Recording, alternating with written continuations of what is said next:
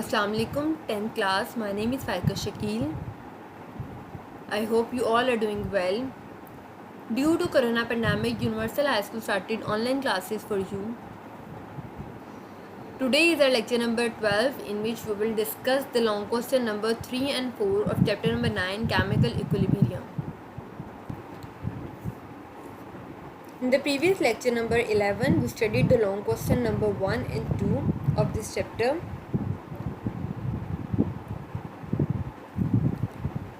Open your books, page number 18. Let's start our lecture.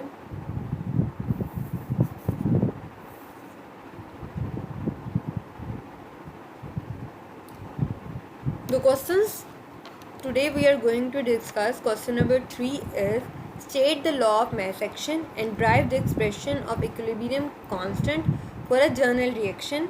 And question number 4 is what is the importance of equilibrium constant.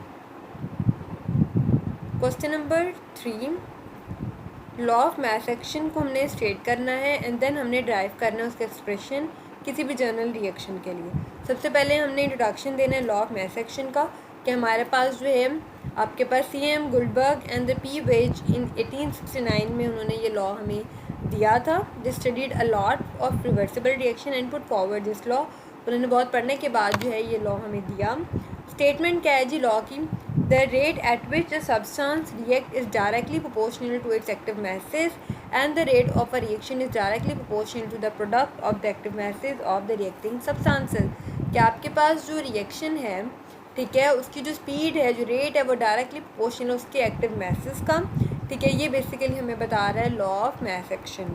अब active message आपके पास जो है ना basically वो molar concentration होती है जिसके यूनिट को हम मोल पर डेसीमीटर क्यूब में रिप्रेजेंट करते हैं. ठीक है जिसको हम स्क्वायर ब्रैकेट्स से रिप्रेजेंट करते हैं. बेसिकली ये वो मैस होता है जो कि एक्टिवली पार्टिसिपेट कर रहा होता है ठीक है प्रोडक्ट बनाने में. अब उन्होंने कहा है कि हमने जर्नल रिएक्शन से इसको रिप्रेजेंट करना है, इसको हमने एक्सप्लेन करना है. तो हम एक जो है रिएक्शन ले रहे हैं जिसमें A+B आपके पास रिएक्टेंट कन्वर्ट हो रहे हैं into a C into D जो कि आपका प्रोडक्ट है. और उनके जो एक्टिव मैसेज हैं उनको हमने रिएक्टेंट्स और प्रोडक्ट्स लिख के उनके इर्द गिर्द हमने ब्रैकेट्स लगा दी जो कि उनकी मोलर कंसंट्रेशन मोल पर डेसीमीटर क्यूब के मुताबिक हमें रिप्रेजेंट कर रहे हैं. उसके बाद हमें पता है कि जो रेट ऑफ फॉरवर्ड रिएक्शन है वो डायरेक्टली प्रोपोर्शनल होता है रिएक्टेंट्स के. तो मैं डायरेक्टली प्रोपोर्शनल का साइन हटाऊंगी तो मैं कोफिशिएंट लगा दूंगी KF जो कि फॉरवर्ड रिएक्शन का कोफिशिएंट है और रिएक्टेंट मैं आगे वैसे लिख दूंगी. दैन उसके बाद रेट है मेरे पास रिवर्स रिएक्शन का तो मैं उसके आगे क्या करूँगी रिवर्स डायरेक्टली प्रोपोर्शनल का साइन लगाऊंगी एंड देन मेरे पास जो है प्रोडक्ट आ जाएंगे उनके एक्टिव मैसेज. मैं डायरेक्टली प्रोपोर्शनल के साइन को हटाऊंगी तो मैं उसको कोफिशिएंट लिखूँगी दैट इज़ KF एंड मेरे पास C एंड D उसकी वैल्यूज़ आ जाएंगी प्रोडक्ट की. एंड देन मुझे पता है कि मेरे पास रेट ऑफ फॉरवर्ड रिएक्शन और rate of reverse reaction equal होते हैं. ठीक है तो मैं उन दोनों की जगह उन दोनों की वैल्यूज़ को पुट कर दूँगी. अब KR यहाँ पे मल्टीप्लाई हो रहा है इधर जाके क्या हो जाएगा डिवाइड हो जाएगा और ये यहाँ पे मल्टीप्लाई हो रहा है इधर जाके क्या हो जाएगा डिवाइड हो जाएगा. दैट मीन्स के KF over KR is equals to product over reactant. ठीक है और मेरे पास KF ओवर KR इक्वल होता है KC के जो कि इक्विलिब्रियम कांस्टेंट है जिसको हम रिप्रेजेंट करते हैं KC is equals to CD over AB that is product over reactant. अब यहाँ पे उन्होंने एक्सप्रेशन बताना है कि जी जनरल इक्वेशन के लिए. अब यहाँ पे हमारे पास सिर्फ क्या रिएक्शन में डिफरेंस आएगा कि मेरे पास जो यहाँ पे मैं कोफिशिएंट लगाए हुए हैं मैंने A B C and D. ठीक है जो कि बेसिकली आपके पास जो है किसी भी जनरल केमिकल इक्वेशन को हम जो है ना बैलेंस करने के लिए 1 2 3 कोई भी न्यूमेरिकल वैल्यू यूज़ करते हैं उसको रिप्रेजेंट किया गया. सेम आपके पास आ जाएगा कि रेट ऑफ फॉरवर्ड रिएक्शन हम निकालेंगे तो मेरे पास A का जो कोफिशिएंट है दैट इज़ जो उसकी न्यूमेरिकल वैल्यू है A उसकी पावर में आ जाएगी. चाहे हमारे पास कोई भी मैं इक्वेशन को सॉल्व करती हूँ ठीक है तो मेरे पास जो A के साथ 1 लिखा हुआ है 2 लिखा हुआ है 3 लिखा हुआ है 4 लिखा हुआ है कोई भी वैल्यू लिखी हुई है उसकी पावर में चली जाएगी. Same for the B same. और हम अगेन वो मैं डायरेक्टली प्रोपोर्शनल का साइन हटाऊंगी तो इक्वल का साइन आ जाएगा और KF उसका कांस्टेंट आ जाएगा. देन मेरे पास रिवर्स रिएक्शन के लिए भी सेम चीज़ वही हो जाएगी कि C के साथ जो भी वैल्यू होगी न्यूमेरिकल 1 2 3 4 ऑनवर्ड वो उसकी पावर में आ जाएगी. And same for the D.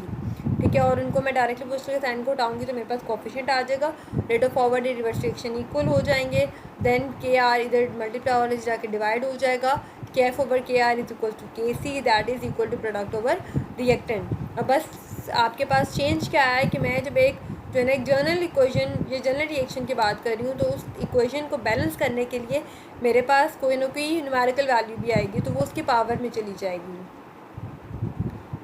और ये हमारे पास KC बता दिए कि forward over reverse reaction equal है हमारे पास जो है ना इक्विलिब्रियम कांस्टेंट के। अब क्वेश्चन नंबर मेरे पास जो है, मेरे पास क्वेश्चन नंबर 4 का आंसर है। क्वेश्चन नंबर 4 हमारे पास था कि what is the importance of equilibrium constant.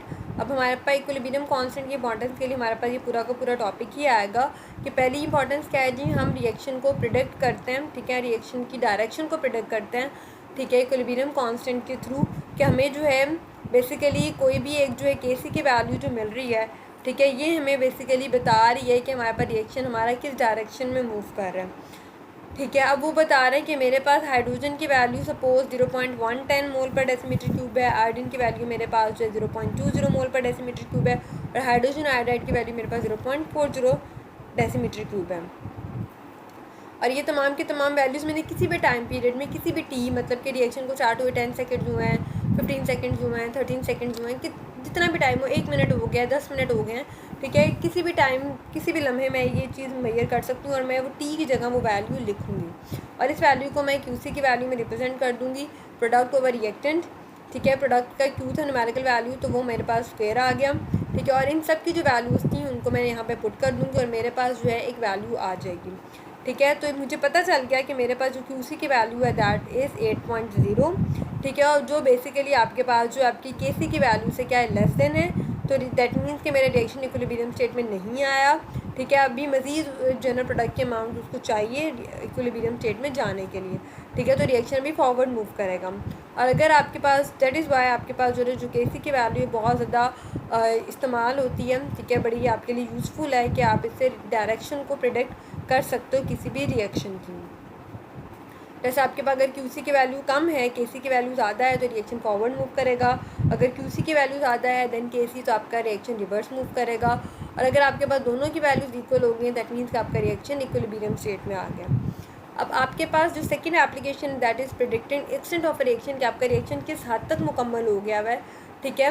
तो अगर आपके पास बहुत ज़्यादा वैल्यू आती है, लार्ज वैल्यू आती है KC की, तो दैट मीन्स कि आपके पास जो रिएक्शन है वो आपके पास जो है ऑलमोस्ट जो है ना वो प्रोडक्ट और रिएक्टेंट जो है ना उसमें मैक्सिमम अमाउंट आपके पास प्रोडक्ट ही है, उसमें रिएक्टेंट इतना ज़्यादा मौजूद नहीं है, और ऑलमोस्ट आपका रिएक्शन जो है वो कंप्लीट हो चुका है। और अगर आपके पास बहुत थोड़ी वैल्यू होती है KC की, दैट मीन्स कि आपके पास सारा का सारा रिएक्टेंट मौजूद है और प्रोडक्ट ना होने के बराबर है, और आपके पास रिएक्शन को भी जो है ना इस्टेब्लिश होने में बहुत ज़्यादा टाइम चाहिए, इक्विलिब्रियम इस्टेब्लिश होने में, रिएक्शन को कंप्लीट होने में बहुत ज़्यादा टाइम चाहिए।